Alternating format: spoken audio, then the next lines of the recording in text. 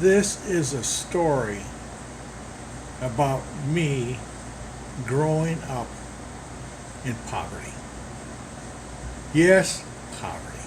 Except I had a place to live and enough food to eat. There's only one time growing up that I didn't have enough to eat. Grew up with my dad. And I went to my dad and I says, let's go eat, I'm hungry. He says, I don't have the money. He says, wait a while. So he went in and gambled and got the money so we could go eat. But I had enough to eat growing up otherwise. And I had a place to sleep. And I had clothes on my back. They weren't expensive clothes.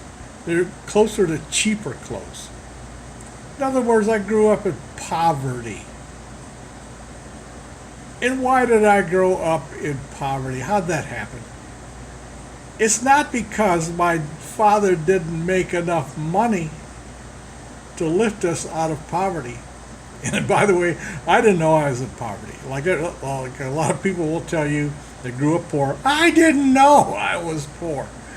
But we were poor because my father gambled. He had enough money for us to eat, buy cheap clothes and wear it out, and have an apartment to live in. After that, and he didn't have a car.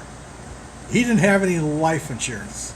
That was his two expenses: food and the apartment rent where we lived. After that, any extra money went for gambling. He would not waste it on anything. Oh yes, and we went to the movies once a week. But he made money, but it had to go to gambling.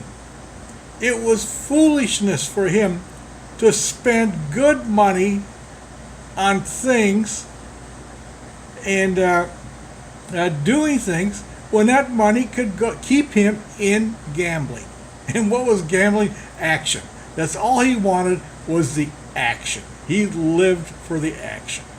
So that's why I was brought up in poverty.